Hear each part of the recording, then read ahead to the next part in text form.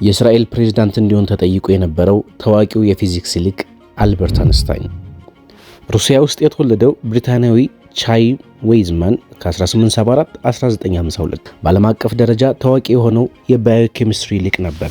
የእሱ ግኝት በአውሮፓውያኑ 1910ዎቹ ውስጥ ስትራቴጂካዊ ወታደራዊ አገልግሎት ለነበረው የአሴቶን ምርት በጣም ወሳኝ ነበረ። በአንደኛው ዓለም ጦርነት ወቅት በዩናይትድ ኪንግደም በሰፊው ጥቅም ላይ የዋለውን ፈንጂ ለማምረት አገልግሏል። የዌይዝማን ፖለቲካ ሕይወትም የበለጠ ልዩ ነበር። በ19ኛው መቶ ክፍለ ዘመን መገባደጃ ላይ ብቅ ያለውና በፍልስጤም የአይሁድ መንግስት መመስረትን የሚደግፍ ብሔራዊ ንቅናቄ የጽዮናዊነት መሪዎች መካከል አንዱ ነበረ።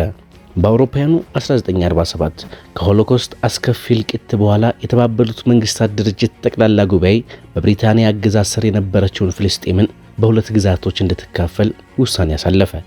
ምንም እንኳ ከ140 በላይ ሀገራት ፍልስጤምን እንደ ሀገር እውቅና ቢሰጧትም እስካሁን ድረስ ግን አገር ሆና አልተመሰረተችም። እስራኤል በአውሮፓውያኑ 1948 ነፃነቷን ያወጀች ሲሆን በ1949 የዌይዝማን ለጽዮናዊነት ዓላማ ለነበረው ቁርጠኝነትና ተሳትፎ የአዲሲቷ ሀገር ፕሬዝዳንት ሆኖ ተመረጠ።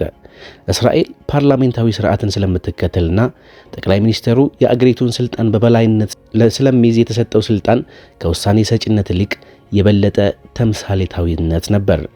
ዌይዝማን በ77 ዓመቱ በአውሮፓውያኑ 1912 ሲሞት አዲሲቷ አገር እስራኤል ሌላ አዲስ ፕሬዝዳንት ያስፈልጋታል። የአገሪቱ የውጭ ጉዳይ ሚኒስተር ለቦታው ይመጥናሉ ያላቸውን ታዋቂ እና ወደ እስራኤል ስደተኞች እንዲመጡ የሚበረታቱ አይሁዶችን ስም ዘረዘረ።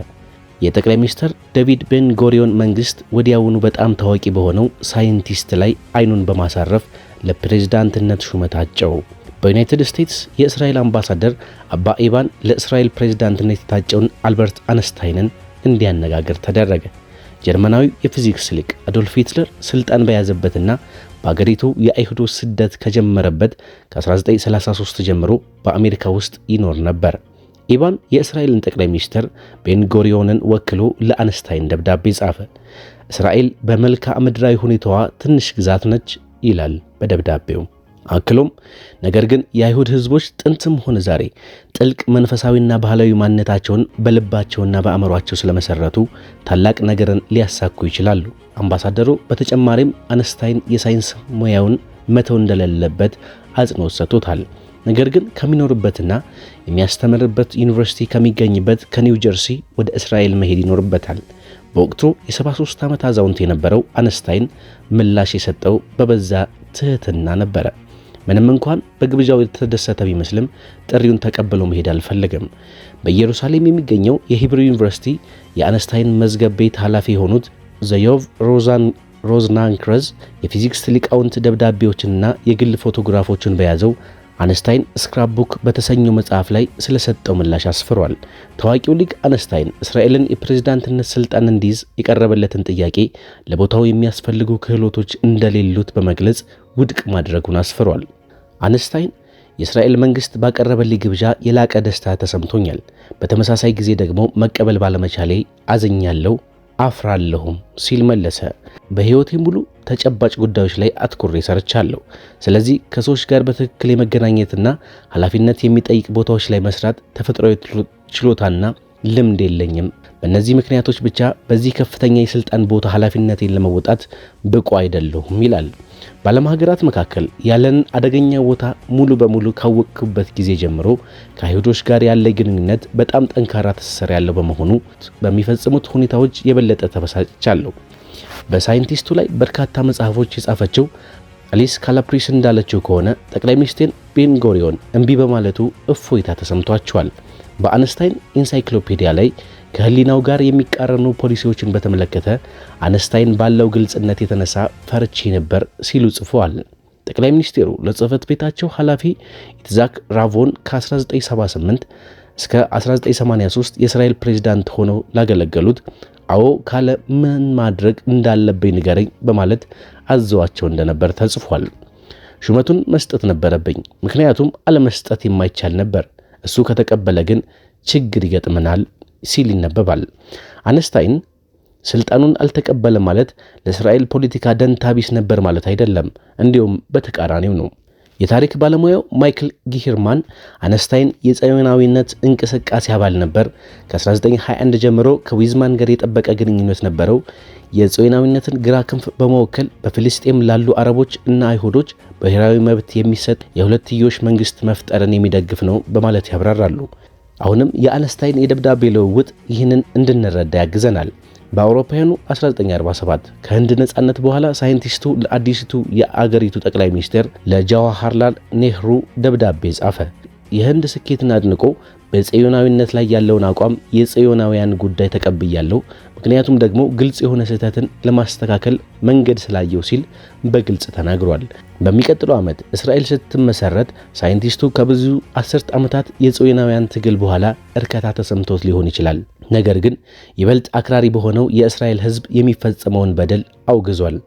በ1948 መገባዳጃ ላይ እሱና ሌሎች የአይሁድ ምሁራን ፖለቲከኛ ሜናሄም ቤጌን ወደ አገሪቱ ያደረጉትን ጉብኝት በመተቸት ለኒውዮርክ ታይምስ ግልጽ ደብዳቤ ጽፈው ነበር። ቤጌን በቅድመ እስራኤል ዘመን ለፊልስጤማውያንና እንግሊዛውያን ላይ በሚፈጸሙ የሽብር ጥቃቶች የሚታወቀው ኤርጉን የተባለው የጽዮናውያን ደጋፊ ድርጅት መሪ ነበር።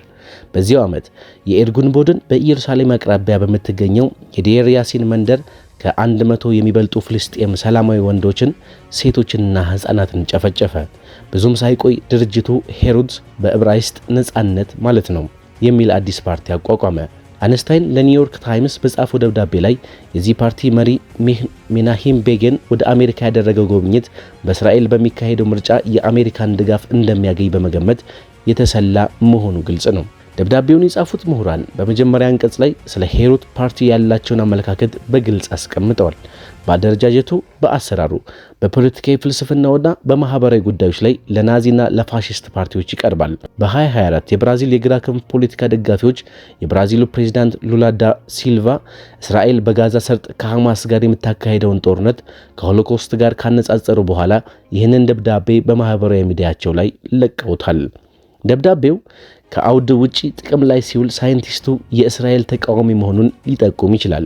ብሪታንያዊው የታሪክ ምሁር ሪቻርድ ክሮካት አነስታይን ኤንድ ዘ 20th ሴንቸሪ ፖለቲክስ በተባለው መጽሐፋቸው ላይ አነስታይን የራሳቸውን አጀንዳ ለመደገፍ በሚጥሩ ዘንድ የጽዮናዊነትና የእስራኤል መንግስት ተችና ደጋፊ ሆኖ ተስሏል ብለዋል። ለክሮካት ሳይንቲስቱ የእስራኤል መንግስት ምን መምሰል እንዳለባት በሚያስቀምጣቸው መሰረታዊ ሐሳቦች የተመሰረተው በሰፋፊ ማዕቀፎች ላይ ባለው ቁርጠኝነት ነው። ከሁሉም በላይ ብሔርተኝነትን ይጠላ እንዲሁም ዓለም አቀፋዊነትን ይደግፍ ነበር።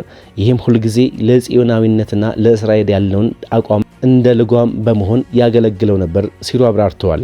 ይህ እንደ አውሮፓውያን አቆጣጠር በ1952 የአገሪቱ ፕሬዝዳንት እንዲሆን የተጋበዘው አነስታይን ነበር። የታሪክ ባለሙያው ጊሄርማን ከ1948 እስከ 1949 እስራኤል ከአረብ ሊግ ጋር ተዋግታ ለወደፊቷ ፍልስጤም የታቀደውን መሬት መውሰዷን በመጥቀስም ዓላማው ከጥቂት ዓመታት በፊት ከደም አፋሳሽ ጦርነት ውስጥ ለወጣቸው ለአዲስቷ ሀገር ዓለም አቀፍ ዕውቅና ማስገኘት ይሆናል ይላሉ። የታሪክ ምሁሩ ሚሼል ጊሄርማን ምንም እንኳን በእስራኤል ውስጥ የፕሬዝዳንት ጽህፈት ቤት የበለጠ ተምሳሌታዊ ተግባር ያለው ቢሆንም እጅግ በጣም ፖለቲካዊም ነው ይላሉ። አነስታይን የተጋበዘው አይሁዳዊ በመሆኑ ብቻ ሳይሆን ጽዮናዊነት እንቅስቃሴና የእስራኤልን መፈጠር በመደገፍ ሂደት ወቅት በነበረው ፖለቲካዊ ተሳትፎ ነው ሲሉ አስተያየታቸውን ሰጥተዋል። ሌሎች ታዋቂ አይሁዳውያን እስራኤልን እንዲወክሉ ተጋብዘው እንደነበር በመግለጽም በተምሳሌታዊ ቦታ የአገሪቱን ገጽታ ለማሻሻል በማሰብ እንደነበርም ያስታውሳሉ። በ1990ዎቹ መጀመሪያ ላይ የቀድሞ ጠቅላይ ሚኒስትር ሺሞን ፔሬዝ በሰጡት ቃለ መጠይቅ ላይ ደራሲው አሞስ ኦዝ ወደ ፖለቲካ መግባት እንዳለበት ተከራክረዋል። እንደ አውሮፓውያን አቆጣጠር በ1952 አነስታይን አባል በነበረበት ቤት ሻሎም አነስተኛ ተጽዕኖ ቢኖረውም በጭራሽ የተገለለ አልነበረም ሲሉ ጊሄርማን ያስረዳሉ። አባላቶቹ እንደ ፈላስፎች ሃና አረነት፣ ማርቲን ባቡር እና ጌርሾም ሻሎም ያሉ በዓለም አቀፍ ደረጃ የተከበሩና የተደነቁ ምሁራን ነበሩ። ሂብሩ ዩኒቨርሲቲ ኦፍ ጄሩሳሌምን የመሰረቱት የብሪት ሻሎም ተሳታፊዎች ነበሩ። ዛሬ ግን የቡድኑ አባላት አሁን ባለው የእስራኤል መንግስት እንደ ካድ ይቆጠራሉ ሲሉ ጊሄርማን ይናገራሉ። የጠቅላይ ሚኒስትር ቤንያሚን ኔታንያሁ አስተዳደር ለሁለት አገራት መፍትሄ መሻትን ለመሳሰሉት ተቃራኒ አስተያየቶች ቦታ የለውም ሲሉ አክለዋል። የዘመናችን አነስታይን ማን ሊሆን ይችላል? ያ ሰው ስልጣኑን ቢቀበል ብላችሁ አስቡት። በኬሚስትሪ የኖቤል ተሸላሚና የፍልስጤም ግዛቶችን ወረራና ዛሬ በጋዛ እየሆነ ያለውን የሚተቸው አዳ ዮናት ይቀበል ይሆን? አይመስለኝም። አንስታይን የቀረበለትን የፕሬዝዳንትነት ስልጣን ሹመት ውድቅ ስላደረገ በዚያ ዓመት የእስራኤል ፕሬዝዳንት የሆነው የታሪክ ምሁሩ ይስሐቅ ቤንዝቢ ነው። አሜሪካን የጎበኘውና በሳይንቲስቱ የተተቸው ፖለቲከኛው ሜናሄም ቤጌን በእስራኤል ውስጥ ያለው ተጽዕኖ እየጨመረ መጥቷል። ሄሩት በቀጣዮቹ 10 ዓመታት ውስጥ የሌበር ፓርቲ ስልጣን በያዘበት ወቅት ዋነኛው የእስራኤል ወግ አጥባቂ ፓርቲ ነበር። ቤጊን እንደ አውሮፓውያን አቆጣጠር በ1977 የጠቅላይ ሚኒስትርነት ቦታን ያገኘ ሲሆን እስከ 1983 ድረስ በስልጣን ቆይቷል። ከ5 ዓመታት በኋላ ሄሩት በሌላኛው የቀኝ ክንፍ ፓርቲ ሊኩድ ተገፋ። እንደ አውሮፓውያን አቆጣጠር ከ2006 ጀምሮ መሪው ኔታንያሁ በአገሪቱ ታሪክ ውስጥ ረዥም ዓመት ስልጣን ላይ የቆዩ ጠቅላይ ሚኒስትር ሆነው አገልግለዋል። በአጠቃላይ በስልጣን ላይ የቆዩበት ዘመናቸው ቢሰላ ወደ 18 ዓመታት ሊደርስ ይችላል። በቸር ይቆዩን።